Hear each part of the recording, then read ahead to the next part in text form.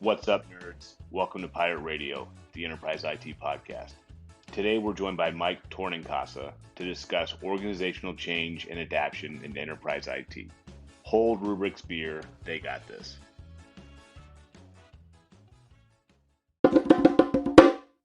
Mike Tornincasa, welcome to Pirate Radio. Awesome. Good to be here. So, Mike, you gave me a little bit of your background. It's eclectic. You told me the story about having ridden your motorcycle from your house to the southern point of South America. You marry that to the fact that your career is unorthodox. What would you say your philosophy towards life is? Whoa. This isn't one of the questions that you gave me. No. Before. This is we don't the softballs are provided in advance. This one is the fastball sneaks up on you. All right, so I like your style. Hit me with that one again. I had an eclectic life by your estimation. An eclectic background. Not a lot of folks would get on a motorcycle and ride to the southern tip of South America. Yep. Your career stuff that we'll get into is strange to say the least. The different roles you've held. I think I know what your philosophy is, but I want to hear what if you had to do it quick. If you had to give us the quick answer, how do you look at things? Adventure. I love it. That's it. In a word, it's adventure. I like to do things that I haven't done before and see what happens. I like the unknown. I like the challenge, and so I've done some wacky things, but I like business adventure. I've changed industries 3 times, as I think you're alluding to. I started out in semiconductor electronics, and then went to enterprise IT infrastructure, and then went to SaaS. I like to do different things, and I like to challenge myself. And it does feel like even within those industries, you've held a diverse set of roles that we'll get into with the questions, but that most folks, haven't had that kind of diversity on their resume. So my guess, based on our previous conversation, for your life and business philosophy was hold my beer, I got this.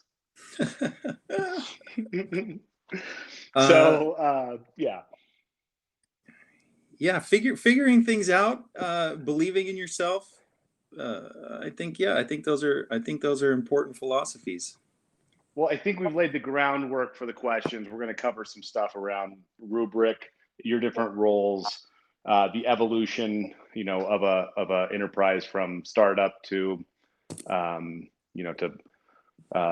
Gartner Magic Quadrant thought leader. So here we go. Rubrik was founded in 2014, and you were their first sales rep in 2015. You went on to run worldwide sales before taking some other strategic roles within the company. What's it been like to spend the last 7 years of your life in that constant state of organizational and personal change? Well, there we go. That concept of adventure just played right in. And I guess before we go any further, I just want your audience to know that this feels very awkward for me. I view myself very much as a blue-collar, hard-working salesperson, not as a celebrity whose story is worth being retold in a broadcast, but appreciate the opportunity to go through some of this stuff.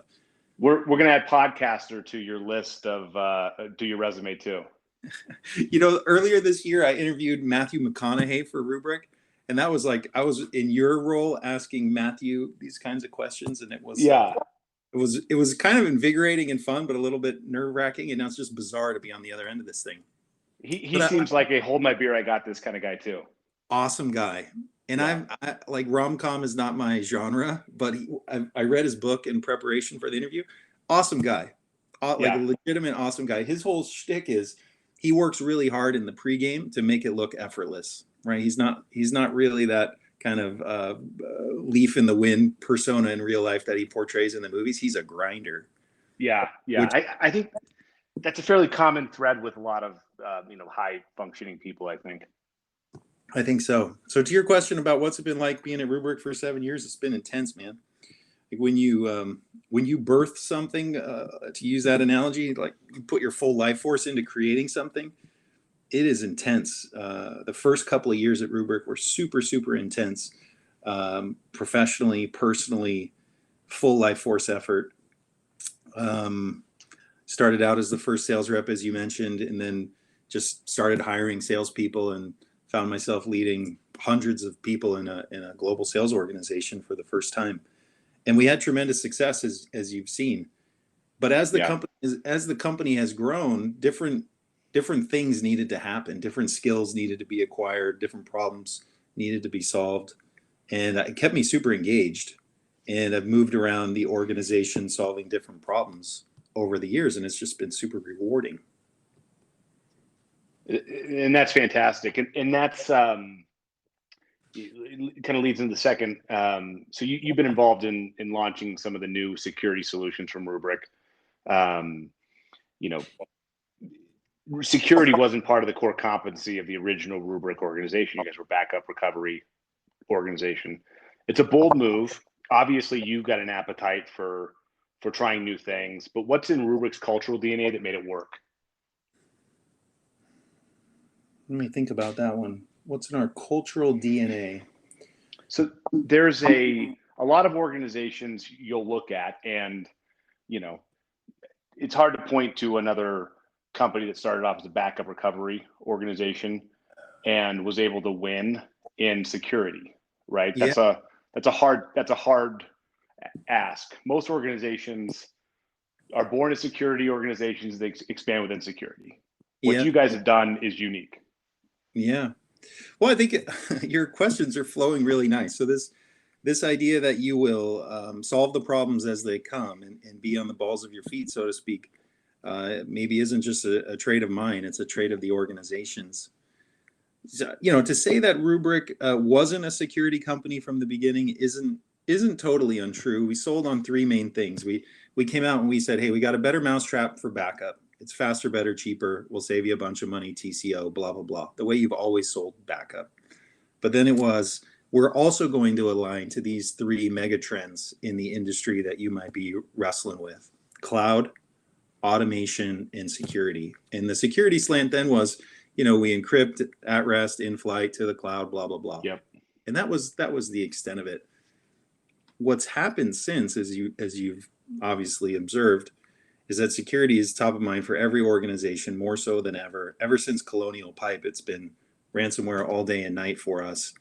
And the way that we architected the product from day one is more serendipity than forethought. We built a zero trust cluster. Like every node within the cluster authenticates before anything is written. So the whole White House executive order on zero trust is a unique differentiator for our architecture. And when we connected those dots, the marketing team just went bananas. But beyond that, over the last 2 years, really since the beginning of the company, aligned with the vision was, okay, we bring the data under management, we get the enterprise data in our basket. What interesting services can we build on top that will give our customers even more value? And we thought, okay, well, what if we compare how data changes over time? Well, the bad guys with malware now, they're going into the data, they're lying dormant for 30, 60, 90 days, and then they start to modify things. They do deletes, encrypts, etc. We have a unique position where we can see how the data changes over time because we have the versions of the data, time series data. So it's been an interesting journey, but we see these opportunities and then we attack them. So you mentioned the Colonial Pipe, which whether you're in enterprise IT or not, everyone's aware of. It was front page kind of stuff. Was there a specific event before then that had allowed you guys to sort of have the marketing team pull that in and realize that you're solving other solutions, or was it just the progress of the Home Depots, the Targets, all the folks that had high profile security events that led to you sitting down and solving those problems? Yeah, it's a good question. And if I think back, well, I'll tell you my firsthand experience. I was a worldwide head of sales when we released this product add-on, this capability add-on that we branded as Radar. And it won Best in Show at VMworld that year. I think it was like 2019 or 2018. It won Best in Show. Wow. Okay, so imagine this. Rubrik, Rubrik is the backup company. We're big splash on the scene in 2016, 17. And then and we win Best in Show at VMworld like 2 years in a row. And then we come out with this little thing that just compares the diffs across the backups to surface anomalies and show you what's changed so that you have a treasure map as to where to go and investigate from a security operator's perspective, the forensics, and from an IT operator's perspective, what it is you need to recover if something goes wrong. And that thing wins the gold medal in the security category at VMworld. And then Rubrik wins Best in Show again. And me as the head of sales, I'm looking at this thing, and I'm not responsible for creating this product. I don't even really, frankly, understand it because I've never worked in the cyber field at all. And our marketing team says, guys, this is big. You need to go out and you need to go meet with security buyers, and you need to tell them you got AI ML driven anomaly detection. And I said, okay, sounds good. We got this gold medal. Let's go sell the snot out of this thing. And we got laughed out of the room by the security folks. The security folks were like, what are you guys, crazy? We have real-time tools. You're going to tell me what's happening based on a backup that I do every 24 hours? This doesn't even make sense. Yeah. And we got laughed out of the place. It wasn't until we figured out that when something bad, it's not about thicker walls and it's not about prevention. When something bad happens, knowing exactly what it did, where it started, where it went, how big it spread, the scope of the attack, supremely valuable. So then as more and more folks were getting hit with ransomware, there's a bigger and bigger demand for remediation capability. And that's really where we hit the sweet spot. In the market, there was a sense that the market has come to you guys in terms of solving those threats, which is neat, and it was very unusual in our industry that you solve a problem kind of before it gets to you, before on accident.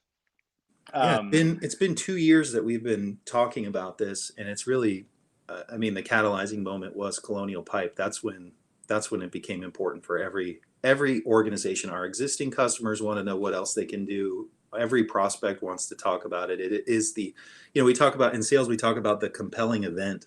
Mm-hmm. The compelling event to change backup software in the past was a renewal, a EMC tech refresh, if you will, or an opportunity to reduce CapEx 10% this year over last year. We've never had in this industry a more compelling event since Colonial Pipe. Yeah, I know from a Rubrik partner perspective, our conversation has changed, and our customers that are coming to us asking for ransomware remediation tools are thinking about you guys first. So good for you guys. Nice execution and all that. And passionate too, where the market's coming to you guys, luckily through us in some cases. So very cool. So you mentioned marketing a little bit. Rubrik, I think Rubrik does a great job with marketing. Your stuff's high energy.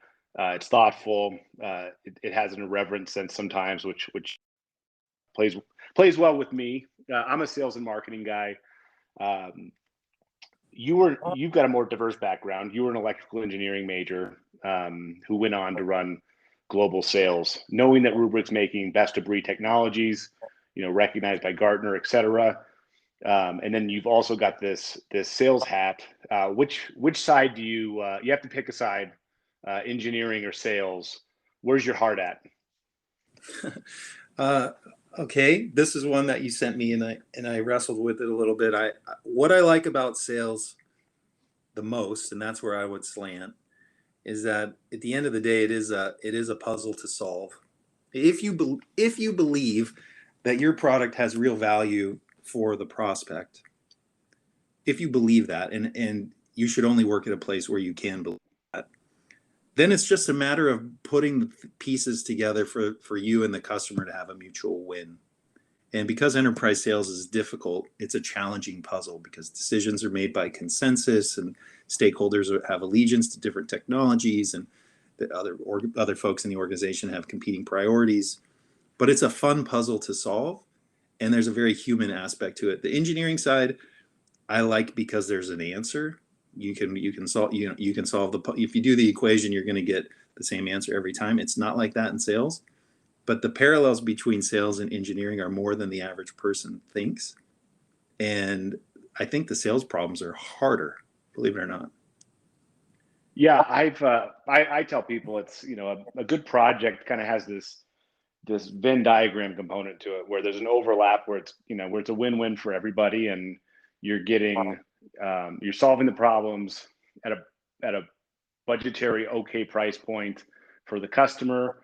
You're not doing anything unnatural for the manufacturer, the Rubrik in our world. When it feels like a win-win-win, I mean, that's where you've threaded the needle, and it's the perfect project. We've had a lot of luck with Rubrik specifically in solving problems, multiple problems, frankly, with Rubrik. The backup stuff and the security stuff at the same time often, and making customers happy, and that's the secret to long-term survival in the technology partner world, for sure. So thank you for everything your organization's done to make us look better.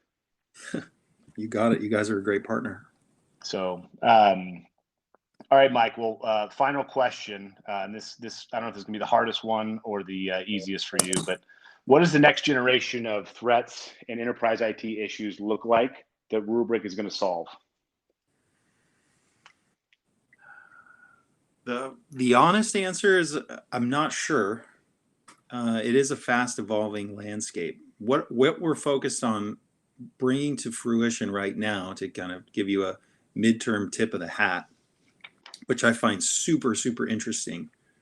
And I almost don't want to share it on this public broadcast because, it might tip off some of our competitors to some really cool ideas.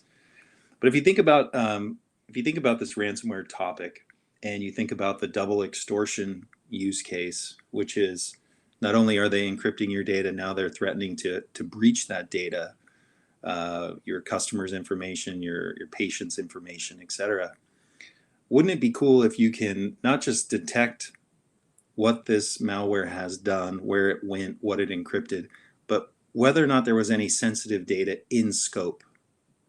So the Rubrik cluster, if you have one running in a data center or in the cloud, it's not busy.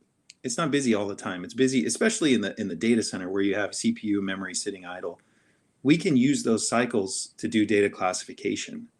And that data classification can be applied in a wartime scenario to inform the risk that your organization is up against in one of these double extortion scenarios, which is so cool. It is so cool to get this capability. Otherwise, it takes organizations weeks or months with consultants or third-party tools that have to put agents on all the machines. But what if Rubrik could just tell you, hey, this is where the malware went, and this was the level of sensitivity associated, and here's how you can investigate that sensitivity for whatever it is that you deem